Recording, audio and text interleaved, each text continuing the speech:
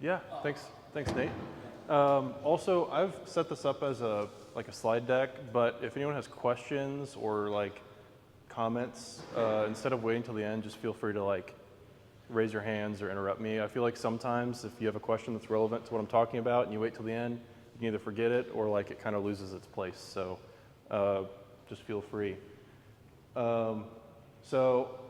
I'm from Renew Land Bank. We don't have a picture for Sarah yet. She just joined the team. I promise she has a face. But I do work with these wonderful people here across the state of Indiana at Intend. So we have 4 initiatives, as Nate was talking about.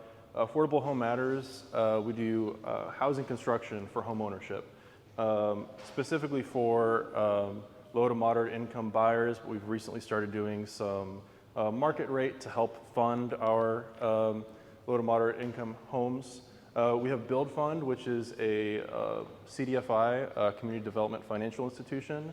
And basically what that means is we offer loans to small businesses that maybe they otherwise couldn't get from a traditional financial institution like a bank at slightly below market interest rate, just to help businesses better able to expand.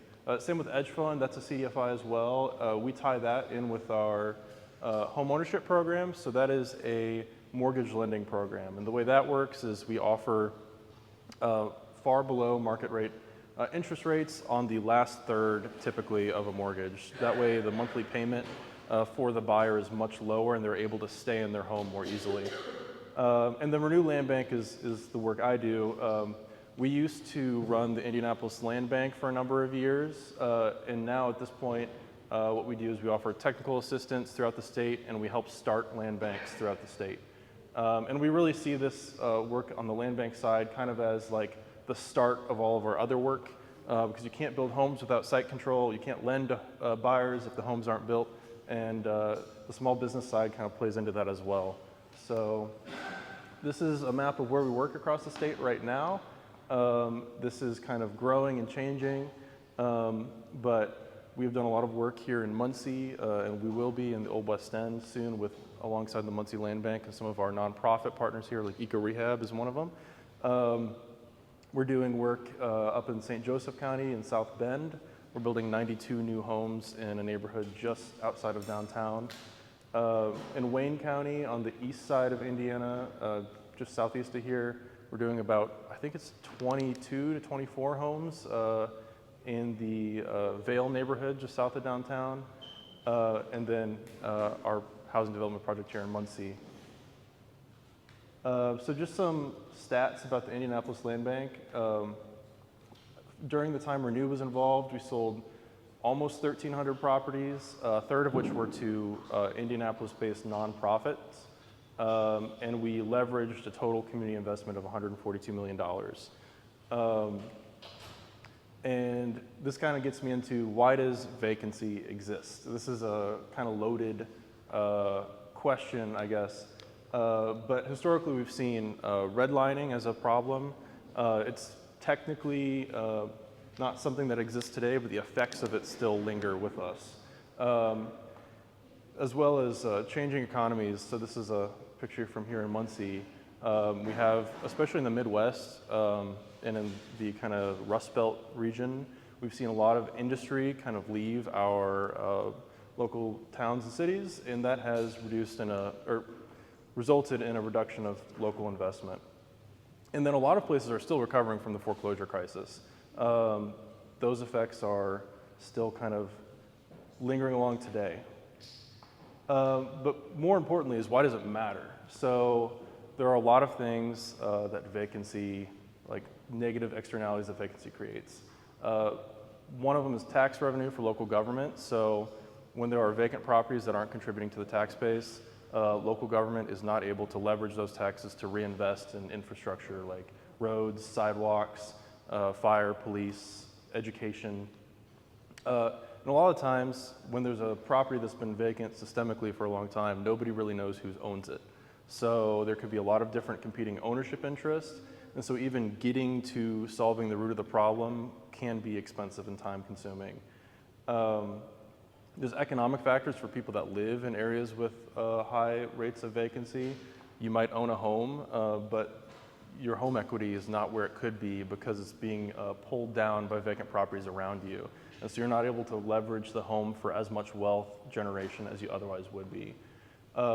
There's sustainability. A lot of the places in TendWorks, we find that there's this thing called an appraisal gap where there's need for ownership or housing in general, but it's impossible for developers to create that housing because the cost of the housing is that creating the housing is more expensive than the house will be worth after it's constructed.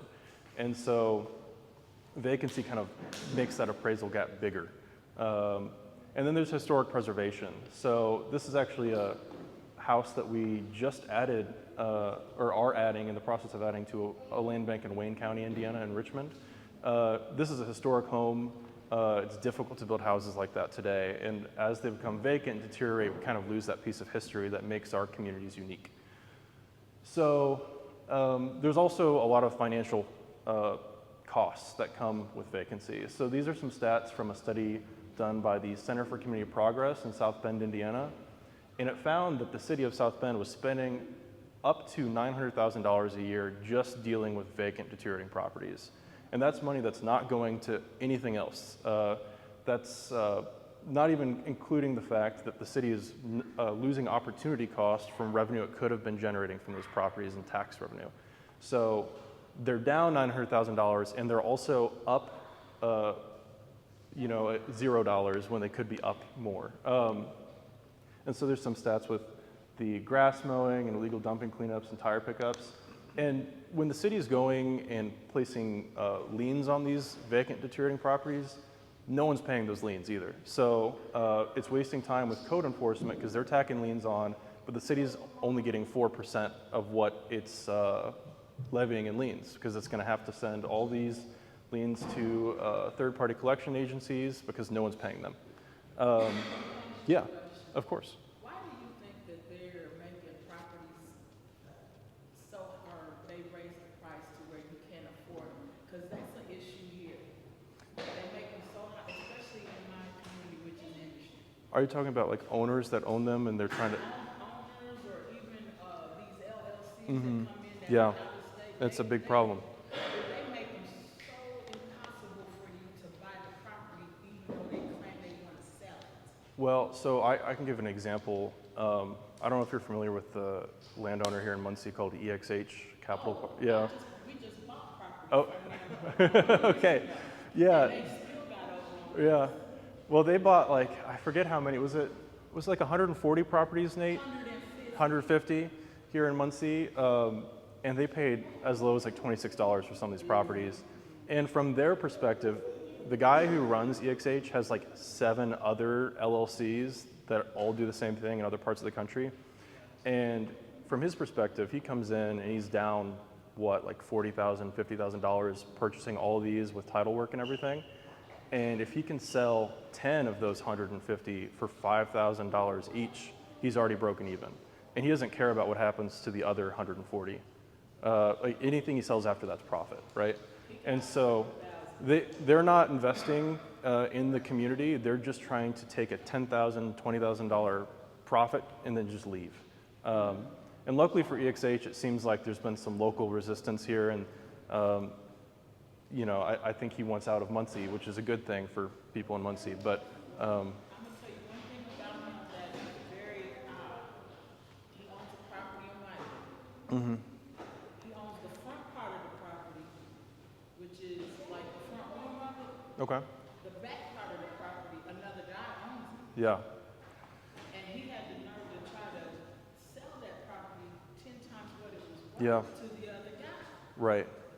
And yeah, it's very extortionary, right? It's very extortionary, and it's basically feeding into this financial problem, but it's also a problem of local control, where if you don't control your own neighborhood and some guy from Connecticut does, he doesn't care what happens to your neighborhood, but you do, and it's like the systemic issue, right?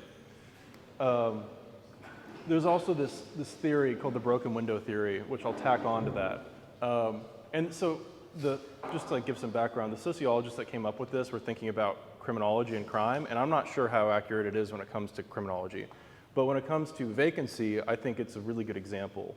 So basically, the idea is if a window is broken in one building and it's just left broken for a long period of time, you'll soon have more broken windows in that building. And it's not because people in that neighborhood just want to break windows. It's because they see that, or people in general see that as a signal that nobody cares. And so breaking windows doesn't cost anything. And this is like, what a land bank does is does the exact opposite of this. The land bank signals we care about this neighborhood, we care about this house, we are going to restore this structure. So we're signaling that there is care here. Just to kind of go into some barriers for that restoration though. When can you declare a property abandoned? When is it no longer owned by somebody? When I think about land ownership, I think of this like bundle of sticks. And basically, when you have all of the sticks in one bundle, that's fee simple ownership. But when you own land, you have rights to give away some of the rights to the land. So you could give away the occupy and use right to someone that's renting the property. If there's a corporation that's like farming the land, you could rent that right out. You could have a covenant that you impose on the land. The problem with vacant and abandoned property, specifically abandoned properties, is a lot of the times when you look at the property, these sticks are all over the place. There might be a bank with a mortgage on the property. There might be someone that has the right to rent the property, but the owner's not really there. There might be some sort of other rights, like they might owe taxes to the government, and the government has some sticks now in their hands. And so when we look at these vacant and deteriorating properties, the sticks are all over the place. And so it's not just the physical nature of the property that needs to be cleaned up. We need to put all these sticks back in the bundle so that someone can come in and actually develop the property and have control over the property. And so I included this. You know where that is? In Richmond, Indiana? So actually, this is some good news. So we're setting up a land bank in Wayne County, and Richmond is a part of Wayne County. And these two properties are going to be included in the land bank, which is very exciting. But I have this here as an example of very historically significant properties that people care about and nothing's being done with them. So this property on the right over here is the Crane Sanitarium, which is in Richmond, Indiana. And there are people in Richmond that were born in Crane Sanitarium. And they're alive today, and they care about Crane Sanitarium, but it's just been in this limbo process for decades, unoccupied. And now finally someone's going to do something with it, and it's going to be hopefully repaired, which is exciting. But because of these legal processes, the bundle of sticks is all over the place. No one really knows right now who is the owner of Crane Sanitarium. Like if you look on Beacon, which is a GIS resource, you can find someone that is the owner, but the sticks are all over the place. So legal work is kind of being done right now to kind of bring those all back together. But outside of ownership issues, there's this tax sale process, which is present in every county in Indiana. It's a little bit different in each county. But the idea is if you aren't paying your property taxes, the government will take some of those sticks and they will put a lien on. And when the taxes aren't paid for a certain number of years, they'll go into a tax sale, and someone can bid on the taxes that are owed, receive a certificate, and eventually receive the property if the original owner doesn't come forward and pay their taxes. The problem with this process, though, is nobody is vetting the buyers of the tax certificates, and most of the people that buy the tax certificates aren't in it for the property.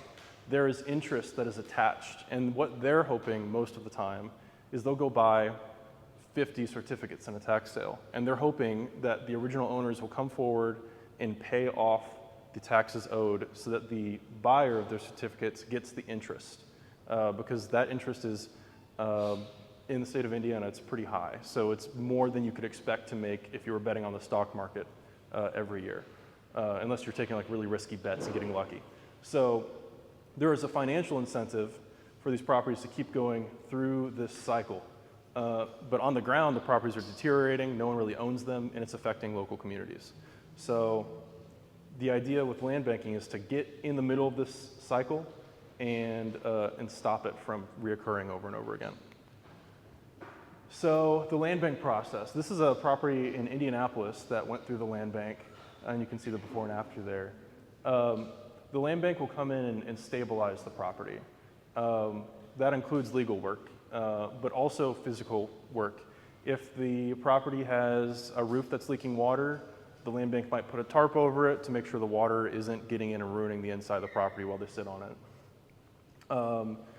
Then the land bank markets the properties. So they'll put it up on their website, or they'll find a nonprofit or a developer that's willing to take on the task of rehabilitating the property or building a new structure if it's a vacant lot. At that point, the land bank will sell the property, but importantly, the land bank will also manage compliance on the back end. So if someone comes in and buys a property and does nothing with it, the land bank has the authority to say, okay, you didn't do what you said you were going to do, we can take the property back and we'll find someone that will do something with it. And that's kind of like the way to close that loop. You find a responsible investor that's going to put their time and money into the property and invest in the community, and you make sure that they actually do it. And so here are all the land banks in Indiana. Evansville in southern Indiana is an important one, as well as here in Muncie. But I want to highlight that 6-county region in the south. That is the Uplands Regional Land Bank, and their land bank looks a lot different than some of the other land banks because it's mostly rural. So they're focused on things like Main Street redevelopment and very kind of like smaller level projects. And then the yellow land banks are land banks that are currently being formed right now. So up in northern Indiana, we have St. Joseph County, Elkhart County, and Marshall counties, which are starting a regional land bank, and they should be up and running, I don't want to give them a date, but in the next couple of months. The St. Joseph County Council just approved the interlocal agreement to go to the commissioners, so we're making good progress there. And then in Wayne County, we're looking at kind of the same timeline. The interlocal agreement is going to be going through city and county councils this month, which is very exciting. And those are two land banks that I at Renew have been very involved in helping stand up. Looking here locally in Muncie, we have a lot of work being done by Nate and Zach. I actually pulled these off of your guys' website. But there's this large investment in the Old West End neighborhood that's coming up. And it's very exciting. And I think it's going to be great, especially because it's for homeowners and trying to bring a sense of ownership into the Old West End neighborhood. And then so here's kind of a deep dive into what we're calling at the moment the Maycog Land Bank in St. Joseph, Elkhart, and Marshall counties. But I think this goes a little bit beyond just the Maycog Land Bank, and it is kind of looking at how land banking is shaping up statewide. The Maycog Land Bank was formed, or is being formed, using a $20 million grant from the Lilly Endowment. So some of that money is going into a revolving loan fund for housing development in the region to use land bank properties, and the other money is going into a local endowment to fund the land bank in perpetuity. But what makes this really exciting is it's kind of sending a signal for how funders across the state are thinking about land banking, because this is using Lilly Endowment money. The Uplands Land Bank on this slide used Ready One money, and both Ready, which is state funds, and Lilly Endowment money, which is coming from Lilly, are looking at land banking as regional cooperative kind of methods. And I think we're seeing a lot of money go into regional areas that are going to cooperate and lift each other up. And so looking at East Central Indiana, there's a lot of land banks, so I think there's a lot of opportunity for regional collaboration if we're using that kind of methodology as our basis here. And then Wayne County as well, as we talked about, The city of Richmond and the town of Centerville are going to be a part of the interlocal agreement, which means they're both giving funding to the land bank, and they'll both be able to be on the land bank's board. The county is representing all the smaller towns outside of those two municipalities.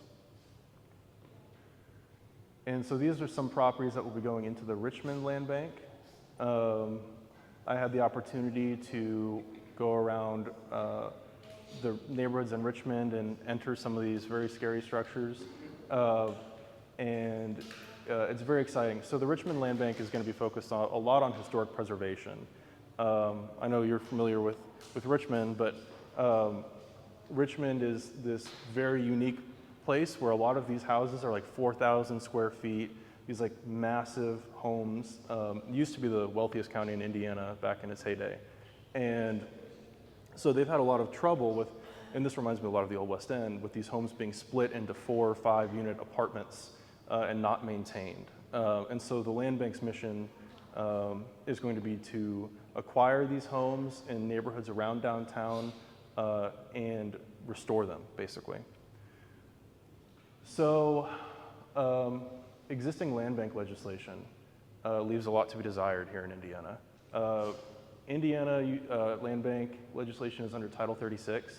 And basically, Title 36 gives land banks the ability to be formed, and then it allows municipalities and counties to levy tax deductions on properties that are purchased by land bank buyers. So if the interlocal agreement between the land bank and the county and the city basically says that there'll be a tax deduction, you can add that in. So I think the numbers are between 25% and 50%. So if, I know in St. Joseph County, the land bank will be implementing a 25% tax deduction. So if you are a developer and you buy a property from a land bank, for 5 years, you'll have a 25% deduction in your property taxes. Other than that, though, land bank legislation in Indiana is very vague, and it doesn't say a lot. Some of our neighboring states, like Ohio and Michigan, have very strong legislations. Ohio, actually, through this tax sale process, if I can go back, there's a little step in the tax sale process where if you pay off your back taxes on your basically late property taxes, I think it's like 3 or 5% goes towards funding the local county land bank. And so in Ohio, we see land banks in almost every single county in the state, even in rural counties, which might not have as much in the way of blighted and abandoned properties. But in Indiana, we don't have that yet. So part of what my role at Renew is, aside from helping land banks get set up, is working with state and local governments to try to push for better legislation. And that's something we've been doing. We've been doing it for years, and we haven't had a lot of success in previous years. And I think the way we've decided to approach this is to, instead of asking for things like funding or forcing counties to be a part of the land bank process, we've started looking at the current process and finding ways to make it more efficient so that it's just a win-win. So HB 1411. So HB 1411 is a bill that us at Renew, Uplands Land Bank of Southern Indiana, and Prosperity Indiana, our statewide advocate for land banking and housing development, put together this past year. And the goal of this bill is to take the tax sale process and just make it more efficient if you're a land bank. So if you're a land bank and you go to the tax sale and you bid on properties, it'll take the redemption period down from 12 months to 6 months, which basically means if you're a land bank, you can access the property after 6 months. So the way the tax sale process works for bidders is you have to wait a year. If you buy the tax lien from the county, you can't access the property for a year. So if we're thinking about things like the deterioration of our local properties, and maybe the roof has a hole and water's coming through, like I said earlier, even if you're a land bank, you can't go and touch that and fix it and prevent further deterioration until the redemption period's over. It's just how our property laws work, unfortunately. And so what this bill would do is it would try to cut off half a year for the land bank. The other thing it does is when a county assigns a certificate to a land bank, yeah, go ahead. So I would guess that from an individual's perspective, between 6 months and 12 months, the cost to you to redeem is going up because you're incurring the cost over that time that have to be paid back. But do you have a feel for how much redemption occurs in, months 7 through 12? In terms of the original owner coming back, I think usually they're coming in on the front end. So, like if you have a property that you own that has gone through the tax sale process, someone else bid on it, you get notified pretty much immediately. And if you're waiting until like 9 months in, I just don't think that's as common. Usually it's, yeah, go ahead. I think I know where your question's going, because when we got this legislation, that was one of the concerns we had. Even though the land bank operates from goodwill right now, theoretically that could change, and the land bank could then become a tool for dispossession, and if you got a shorter time period. And so I think there's some things to hash out there. What I would say though is that the properties that are actually being bid on at the tax sale are properties that have a higher assessed value, and they're generally occupied, because that's what people are going to redeem. Mm-hmm. Property that's just distressed and doing nothing, it doesn't get bid on. Those are the properties. So the tax sale, we've been doing some really deep research in the tax sale. We'll be sharing that research. The tax sale does not really address at all the vacant, abandoned, distressed property owners. It just doesn't. What it is, it's a tool for tax compliance, and it's a tool for a few people with access to capital to get interest payments. Whether to a degree, maybe that's a noble function. I don't know. But what's clear is that the VAD, the vacant abandoned distressed property, just doesn't get touched at all. So if we were actively trying to get property, we would almost never be bidding on property that that's the kind of property that someone might lose. So the overall number isn't a reflection of the impact on the properties you're taking. I'm sorry? The overall number of redemptions between 6 and 12 wouldn't be a measure of the impact of your properties, I guess is what I'm hearing. Like, Yeah. that just doesn't happen with them, like it might with a more valuable property. Yeah, I would just validate what Joe was saying. 6 to 12 months, there's probably not many people that are actually redeeming Right. after 6 months. Because again, the whole shtick of the tax sale is people with money going in, bidding on property, bidding them up so that there is more surplus that they're getting interest on. And they're getting properties that they know people are going to redeem, and they have urgency to redeem. So it's Right. it's a quick thing that happens usually in the first 6 months. Thank you. Yeah, and I would say pretty much all of the time the person bidding on the property is not the owner of the property. If there's someone that's an active owner of a property, I think county governments are usually very good about working with those people to put in payment plans and to try to keep them in their homes. Usually when you go to the tax sale, the people bidding are investors for the most part. Not always, but for the most part. Because again, like if they end up with the property, that's just an added bonus. They really want that interest. That's what they're after, is they're trying to get the interest paid on what they invested back. So it's just this financial system that serves investors, but the properties are caught in the middle, and then the neighborhoods that the properties are in are also caught in the middle, if that makes sense. So what this would do is it would make it so that if a land bank went to a tax sale and they were going after a specific property, that after 6 months, the land bank can access the property. And generally, we see land banks not going for property that are occupied. Land banks aren't really in that line of business. They're really just trying to stabilize properties that are vacant, deteriorating, and abandoned. If that makes sense. Just one last Yeah. thing. And, you know, if we went through another economic crisis and there were other new neighborhoods that hadn't been really hit by tax delinquency, then this conversation would have to change. But what we're dealing with right now are neighborhoods that have gone through decades and decades of disinvestment and dispossession. And the tax sale has played a part in that. Right now, it's almost like we're dealing with something that's like the tax sale had already run its course.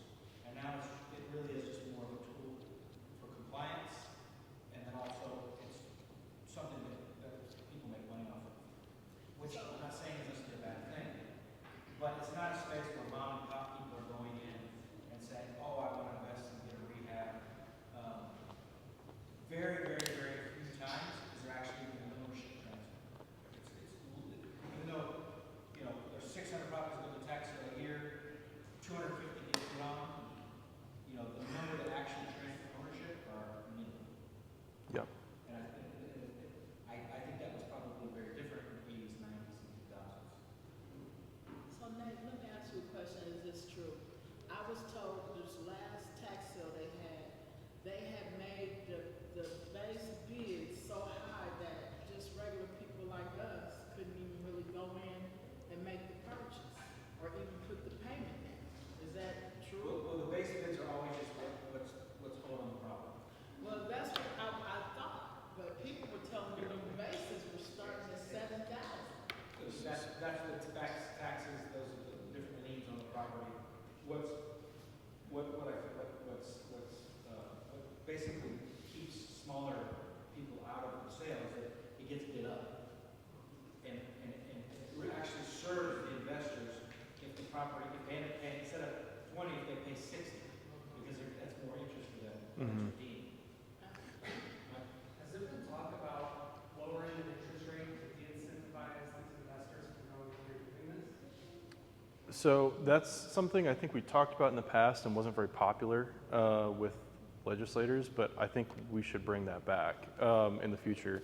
I think the way we're looking at legislation is as kind of like a stepping stone iterative process, because when we tried in the past to do something big that changed a lot, everyone just kind of like freaked out and was like, no, that's not really what we want. So, Sorry. yeah, go ahead. In the thick of all this, but that is an argument, or the argument you would have against that is that you're de-incentivizing people paying their taxes. Yeah, Which yeah, actually studies show that that's not the case. yeah, But that is the argument that you hear. Oh, if we decriminalize, or whatever the word is, delinquency, people are just gonna be delinquent. That's actually, studies have shown that that's not true. People, most of the time, that are homeowners are delinquent because they come up on hard times, mhm, they get confused about something, somebody passes away. It's not usually somebody who's saying, I'm not paying my taxes because what are they gonna do? Right. That's not what studies show. Yeah, I assume people still pay off to keep their own. right. They would just be a lower interest rate that they're going to take. Right, and you know, I've been to some of these tax sale, the ones that are still in person at least. A lot of them are online now, which is a problem in its own because it makes it really easy to access for non-local folks. But I've been to some of these tax sales in person, and you'll have guys like in a cowboy hat from Oklahoma, and he's like, I remember you from North Dakota. Are you going to the tax sale in Kentucky next week? And he's like, yeah, I'll see you there. It's just a lot of folks that it's just, for them, it's just a financial investment strategy, and they're putting it as maybe a part of their total investment strategy. But for people that are affected by it, this is a perpetual disinvestment in their neighborhood. Yeah. I think that something that I've seen is people like that are from other places. Mm-hmm. They don't understand, and I think with the internet, it maybe has gotten better, like with Google Street View, but they don't understand the actual condition of these properties. Yep, that's true. And so they have gone other places pay that interest. And they get stuck with these houses that they were really never intending to buy a house, nor did Right. they want to buy a house. Right. And they've never seen it, and, so the investor, their strategy, like, doesn't work here. It's Mhm. like, a lot of things, it's just different here, and so you will get stuck or whatever. You do Yeah. end up getting, the property doesn't get redeemed. Yeah. And I guess too, I would say, Yeah. here locally, maybe, again, this is, we're just studying the last 10 years. There's a little bit of a myth of the out-of-state guy coming in. Where the out-of-state guy has been most active in Delaware County is at the deed sale, which is different. That's where they're offering properties at a discount, you get the deed immediately, and there's been, the guy that we talked about earlier, he went in after the deed sale and said to the county, I will give you $20,000 for 150 properties. Mhm. And they said, okay, thinking that at least they got 20 grand out of it, at least there's something responsible. That's not been the case at all. We talked a lot about that. But really what we have here is we have a handful of, there's 5 entities that have dominated the tax sale the last 5 years. 4 of them are from Delaware County. And they're people with, and again, they're, in a lot of ways, they probably feel like they're offering a service. I'm going in there, I'm helping the process and to get people to pay their taxes. But what it does is it shuts out the people that might actually be trying to buy a property thinking that I want to rehab something, I want to change it. Even though, as we talked about Rebecca and Joe mentioned, sometimes they stay with the property and then they might do something with it. But there's not a lot of out-of-state people coming in and buying property on tax sale right now. That's been more happening at the deed sale. I have one question that's very routine. What happens to properties whenever they're back on taxes and going through the deed sale cycle? So let's say a property has a lien against it, they put it up for sale, it either sells or doesn't sell, that the certificate is never redeemed. What happens to those properties in the meantime? The ones that are not redeemed? What's that? The ones that are not redeemed? Yeah, the ones that are not redeemed, the ones that are not inhabited. So I can use this cycle to kind of maybe walk you through that. So you have the tax certificate sale, and then you have some that are sold to a private investor. And the transfer to new ownership is as if they are redeemed, right? Or sorry, if they're not redeemed. So the investor might end up acquiring the property, and it's kind of an accident. They didn't really want the property, they just wanted the interest. What we'll see a lot of the time, and this graph doesn't really show it, is if they're not really wanting the property, they're not going to care for the property. And it's going to eventually re-enter the tax sale cycle. So, I mean, like a lot of these properties in the Old West End had been through the tax sale, I don't know where it is, have been through the tax sale multiple times before the Muncie Land Bank acquired it. Because someone will go, buy it at the tax sale, no one will redeem it. The investor's like, oh, I'm not getting my interest, I'm going to walk away. The problem is, it takes like another 2 years for it to re-enter the tax sale. So the investor walks away, and now the property's sitting there for 2 more years. It's going to go back to the tax sale. Another investor's going to buy it. No one's going to redeem it, and then it just keeps going through that cycle. And what you were kind of talking about, yeah, go ahead. I just wanted to kind of like, that back to the legislation, that's the point. Is that Right. If we don't have anyone looking after these properties, I mean, you all have heard me say this before, but like, I don't think we're going on vacation and not have your air conditioning on, and you come back and it smells a little funky. Like, imagine what a house would smell like after a month, 2 months, 6 months, 24 months, sitting with no air running, no electricity on, maybe some stuff entering the house. So the legislation, the point of the legislation that it's seeing is to not have that eventuality. And then the cost, I'm sure certain that the cost for getting a house ready to sell goes up with every month that it sits vacant. Now, where does that legislation sit? So we'll get there in just a second. But I wanted to just tack on to what you were saying about properties being unaffordable in the tax sale. And it might sound crazy because you have like a $1,000 lot, but it's at the tax sale for $9,000 or something. And what Nate was kind of saying with the minimum bid at the tax sale is basically the addition of all of the different liens from local government, or sometimes even from like state level government, but that's more rare, added up to be the total cost, which like the city and the county haven't gotten that they're expecting to get. So, for example, you might have a vacant lot and it had a house on it, and the city came and tore the house down, and then they levy like a $9,000 lien on the lot, and the owner doesn't pay it because the owner's not really around anymore. And then they're not paying their taxes, and so that's like another $2,000 that adds up over a couple of years. They're not mowing their lawn, the city's throwing more liens on. So when you go to it at the tax sale, it might be $10,000 plus, even though the lot is only worth $1,000. And so no one, except for maybe some of the people that are trying to get interest, are ever gonna bid on that, because if they actually want the property, they're not gonna pay $10,000 for a $1,000 property. And so it's just gonna keep going through the cycle. Which comes through, like Nate said, we have an industry, what, 13 properties that have not sold and been through that cycle about 1 million times. So what the city and county need to do is go ahead and make it affordable if they don't want to deal with it. Like you said, you got properties that's sitting there, Right. deteriorating and got sunk. And that's the idea of what Nate does. So he'll go to the county and say, we want these properties, and the county should give him the properties. Just two things. Yeah. You mentioned these. Oh, these ones, yes. So those properties that cycled through, I think on average it was like 5 or 6 times. So you're talking, and over decades, you know, when they've gone a couple of years and somebody buys it and goes back and more years. And really just had a relationship with the former commissioner, James King. We got to explain to him this, and he was like, oh man, that stinks. Like, let's do something. And so we, after having gotten some property using funding from the Ball Brothers Foundation, we kind of go in and say, look, we've got skin in the game here, and they awarded the land bank something like 25 properties right there. But they had been sitting there for years.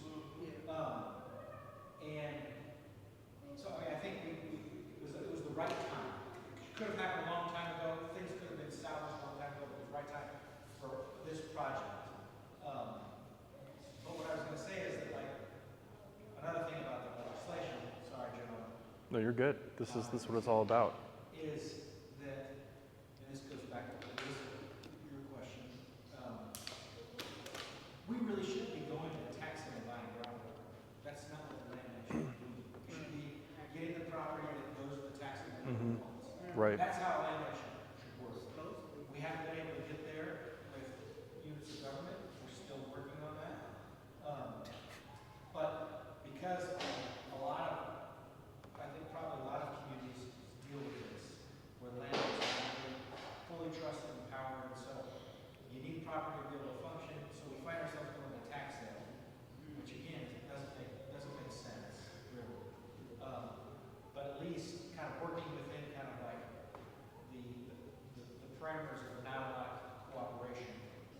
We went to the county last year, we asked for 41 properties, you know, and we had done months of like investigation, research, surveying, community meetings. We had this list, we had this beautiful document, you know, presented. We're thinking we're gonna get something, and it ended up we got 4 of those properties, and we paid for them $900, which was the, you know, and again, you know, everybody has financial stress. I understand some of those things, but just to say this law is basically recognizing that reality and trying to say, well, maybe there's something we can do to help land banks get a little bit of a benefit if they're going to be going to the tax sale. Because that's really not, from my perspective, it's not what we should do. Yeah. And I think, you know, education's part of it. Wait, where am I? So the land bank comes in, it stops the cycle. And sometimes local government doesn't understand that. Hopefully we'll get there. But what this legislation will do, hold up, is, yeah, it'll move it from 12 months to 6 months if they go bid on it at the tax sale. But if with those 4 properties, the county assigns them to the land bank, or with the 20 properties in the Old West End, it will also reduce that redemption period, because there is a redemption period attached to that as well. And so the idea is, again, to get the land bank in the property faster so that the land bank can board the property and take care of any emergency maintenance issues, and also start the transfer into a deed as quickly as possible so that they can get it back to productive use as quickly as possible. Yeah. Who's the legislator that wrote that bill? This is I forget her name, this is terrible, but she's out of southern Indiana in the Uplands region. And so we had local support from the Uplands Regional Land Bank. And this kind of brings me to where is the bill? And so we had a short legislative session, and that unfortunately meant that the bill just didn't really get out of committee. We try. So Prosperity Indiana is kind of our lobby, yeah, if you put it in quotes. They're not quite as, they're not paying people like under the table like some other lobbies. They're more above board. It is how it works. But, so some silver lining to this is we did get feedback from the Republican majority, and they were not against this bill. It's just that it wasn't their priority this session. So basically what we're taking from this is that in the next longer session, we're going to bring the bill back. Especially, we can use the fact that the governor and the Republican majority's priority this session was HB 1001, which is a bill that was meant to make housing more easy to develop. And I think one of the administration, their goal is to get more housing developed, and they see that as like a need throughout the state.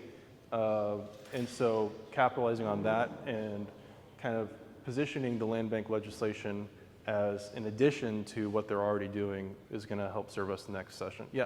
Did 1001 make it through? So it made it through the House pretty much unscathed with just a few like adjustments, and then I think it got really cut up in the Senate.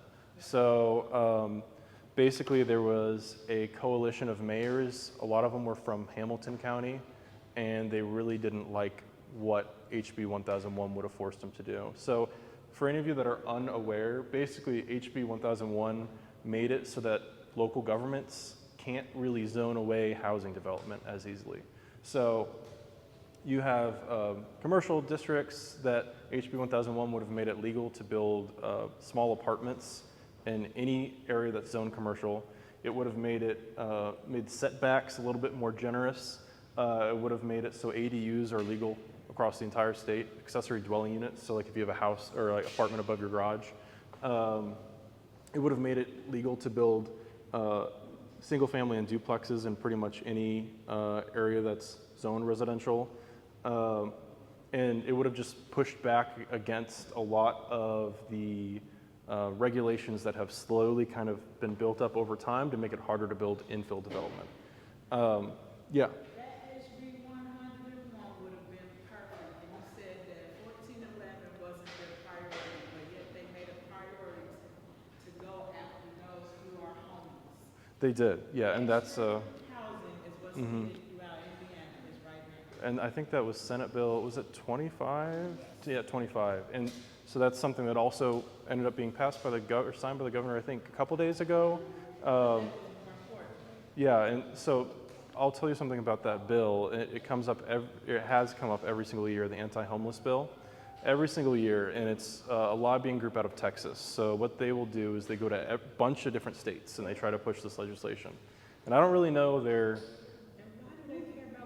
I don't really know their aim, but yeah, so it's a group out of Texas that lobbies for it. And they lobbied for it last year. We were able to stop the bill from being passed last year as a part of our lobbying with intent and prosperity, but it ended up passing this year. And so what that bill will do is it will make it so that municipalities have to ban camping in public spaces and that they have to enforce the ban or face a lot of fines and funding cut off. So basically, if there are people that are unhoused, that are sleeping outside, the cities have to go after them now. So that did pass this session. So, right. You can't Right. The way we see it is all of these play together. The need to reduce vacancy and abandonment, to build new housing, to decrease the cost of housing, and also the Senate Bill 25. So we will be bringing this back next session, and it will hopefully pass, just because we did not get any negative feedback. And so next year, Prosperity Indiana will be helping us lead this mission. And so how you can help, this is a QR code to Prosperity Indiana's newsletter. And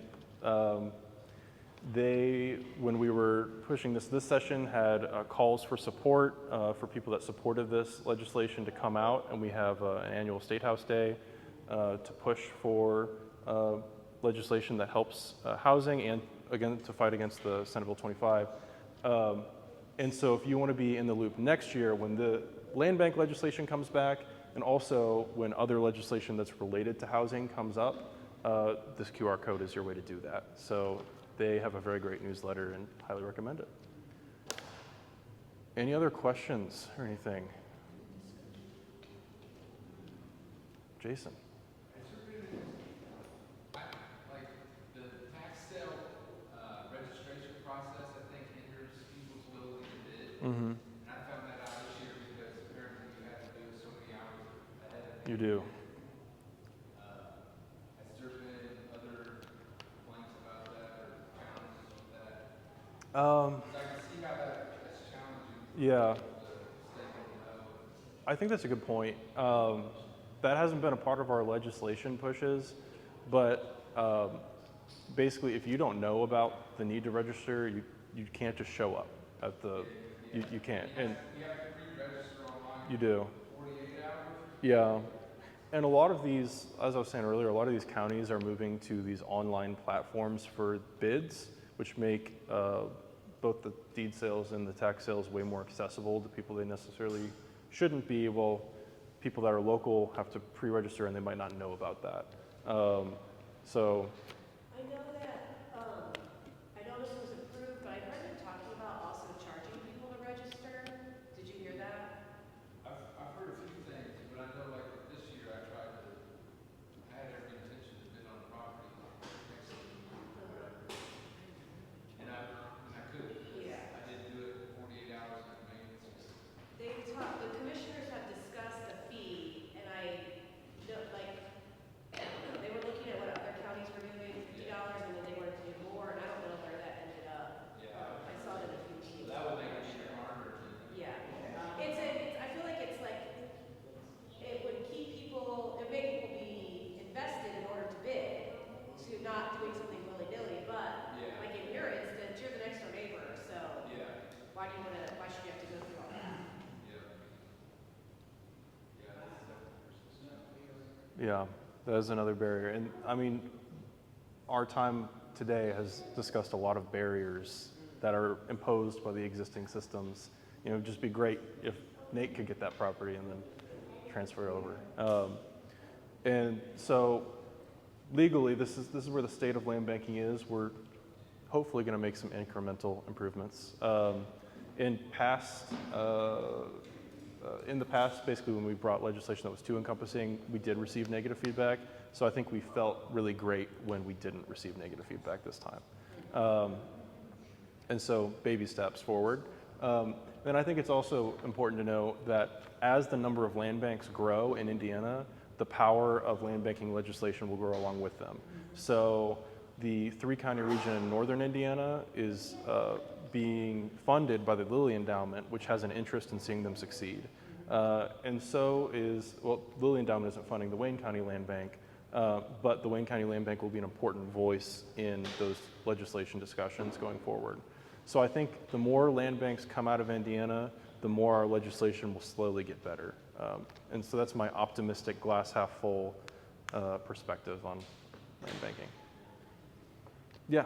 And just like, which I said before, and a lot of you probably heard it, I think the thing that we have to remember, like when we're trying to encourage people to support the land bank, is, Joe touched on it for like a second, but the land bank vets buyers, and we have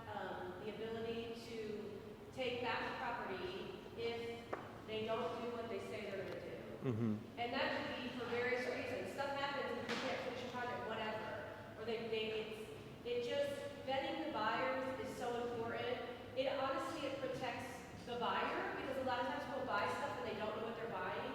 Because you really don't have the opportunity to inspect it at the deed sale and all those things. You're really not supposed to go on the property. Yeah. It's trespassing. So the buyer can be buying something that they don't know what they're buying. They could be trying to do it to do a quick buck, whatever, that generally doesn't end up well for the surrounding area. But the land bank actually vets those buyers, so we make sure that they have a plan, they have a chance to inspect the property, they know what they're getting into, they can get bids and all those things to make sure they're making a good decision.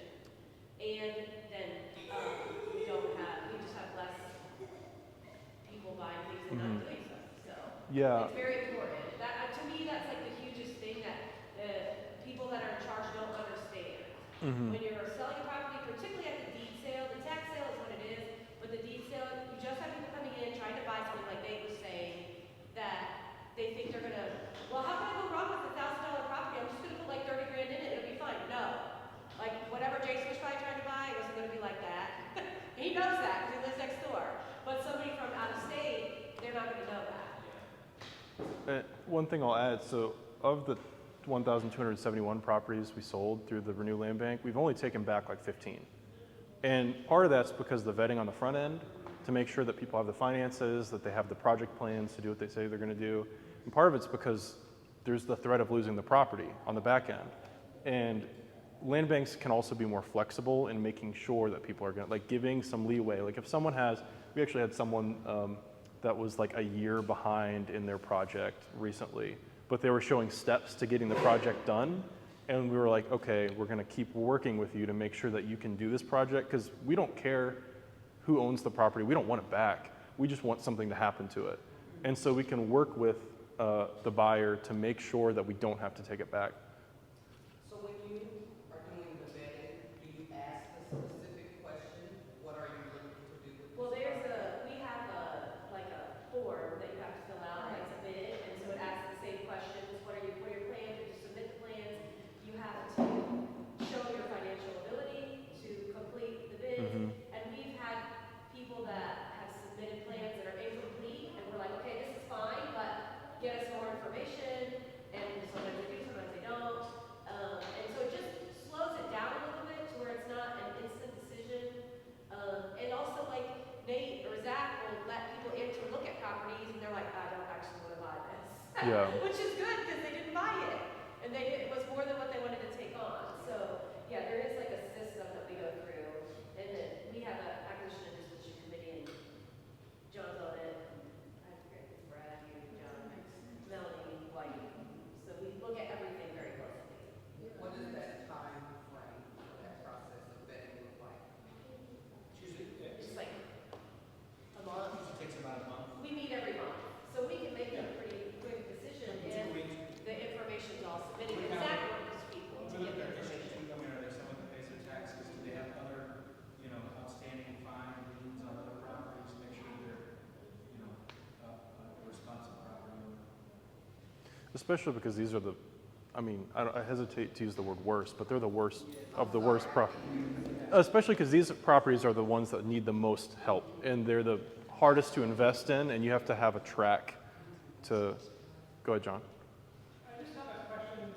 So, in this process, counties have exercise discretion, They do. and it sounds like you have had some success negotiating with counties to get a more regular process for the disposition of tax delinquent property. Can you tell us about what other counties that you've worked with have done and what might make sense here? Yeah, let me go to the map of land banks. It's back here.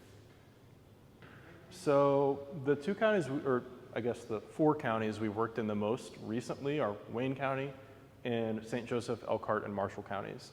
And I know in South Bend and St. Joseph County, City Council has been wanting a land bank for like a decade. And so it's been a little bit easier to get the county on board up in St. Joseph County because they've been kind of aware of what a land bank is. They actually look at Muncie and Evansville a lot in their modeling. And so the county's just kind of already been bought in. With Wayne County, it's a little bit different because there was a lot of education that had to come in on the front end.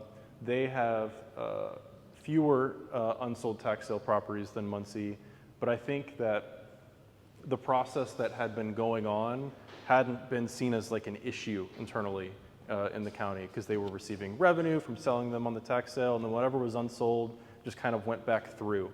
And so I think one of the things we did that helped was to look at the code enforcement process and also look at the amount of money the county was losing out on by these properties not being back in productive use. And I think it kind of hit them when we showed them the numbers. So the city of Richmond was investing thousands of dollars per property per year to basically just go out and check the properties, to put liens on the properties that never got repaid, kind of like the South Bend figure from earlier. And the county was not seeing thousands of dollars in tax revenue because the properties were just kind of ghost properties that went through the cycle. And I think when we kind of brought the financial side of it in and like, this is an investment that just pays itself back to you. It kind of helped them understand the need. And then it came down to like negotiating specifics on how the county would implement the land bank. And I think also having strong partners. So the EDC of Wayne County has been our biggest partner in getting the land bank established. And we've been working with them to pull in outside funding to help support the land bank. So there's blight funding from the Lilly Endowment that we're using to acquire some of these parcels from the private market as well. And then there's other investments. We're doing a housing project as well that's going to use some of the land.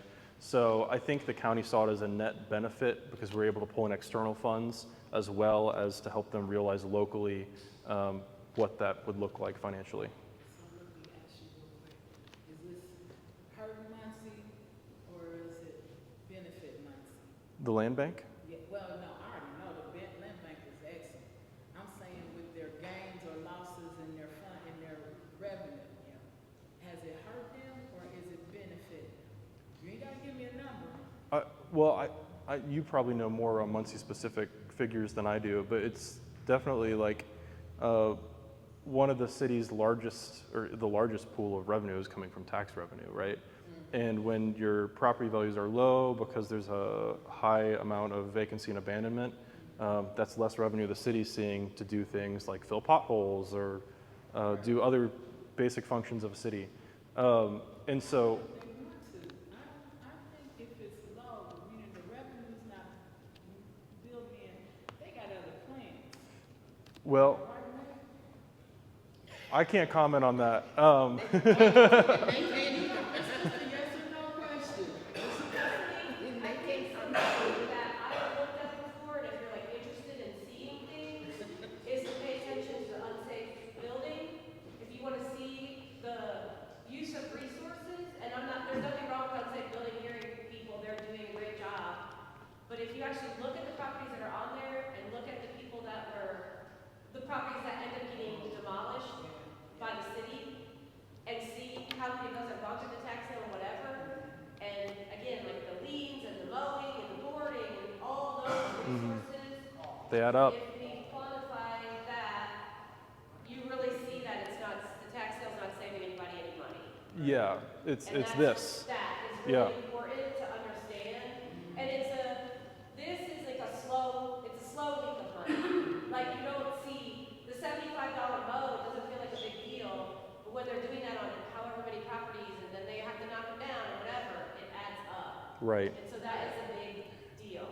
It, That's what I'm getting at. If they not making anything, it's best to just Somebody do make away this- with I- it. Do away with it then. If it's not bringing you any direct revenue, let somebody else do it. You would John, think, do you but- want- I mean, that's, you and I are just too logical for people.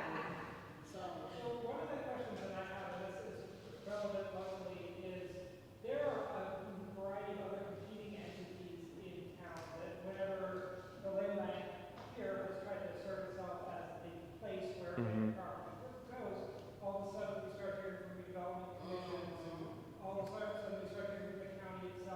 files for all of these. How were you able to channel all of those different entities into an effort to, carve out a role for the land bank that's distinct from a Yeah. redevelopment commission at the county level, the redevelopment commission at the city level? Right. The county's deed sale, were those people on board when you got, was it Wayne County? Yeah, so the Wayne County Land Bank is receiving 360. That figure might be slightly wrong. $360,000 from the Redevelopment Commission, the Richmond Redevelopment Commission, and I think part of the discussions have kind of been land banks are typically nonprofit entities, and they have a lot of discretion in how they operate under state statute.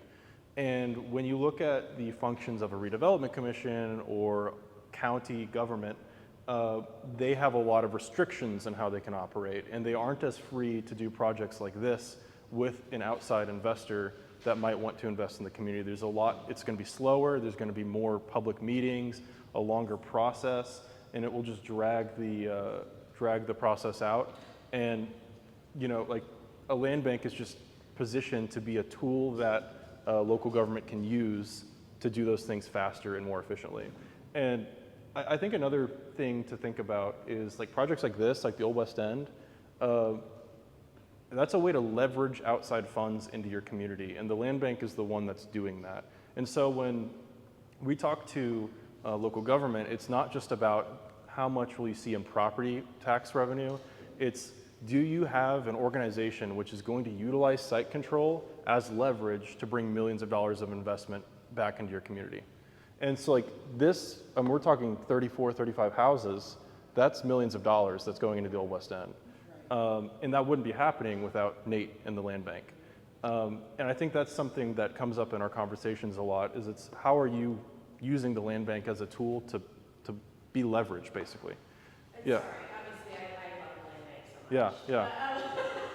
This is the third thing that's like super important, because that's 34 parcels, and I can guarantee you that there are very few developers. I'm not gonna say nobody's gonna do it. There are very few developers that are going to petition or talk to the redevelopment commission for parcels. Go to 12 individual owners that Right. buy those properties. Work with the commissioners to get 20. Work with nonprofits to get another. Right. Like, nobody has time for that, but when you can package that together, like Yes. you say, Yep. the developer can come in and through the land bank's work, it's basically as turnkey as you're gonna get. They can buy those properties, they can start their development. They Yeah. don't have to build relationships with 35 people Yeah. in order to get those lots. So having that together is extremely beneficial. And I'll agree with that as someone that is part of the development team on this project. We couldn't be doing this. So my organization is building the infill housing here. We couldn't do it without Nate, because it would have been us going to the county, us going to the city, us going to the guy that owned that corner lot and then sold it to the land bank. It just would be an insurmountable task. And so the land bank is a convener of parcels. And the land bank also has more authority to dictate what happens to those parcels. Local government can't do that. It just doesn't, it's not set up legally to be able to have authority over what happens to the parcels, because it kind of comes into like a conflict of, I mean, it's not a conflict of interest, but it's just legally not set up to do that. So you need a land bank basically to do it. Yeah.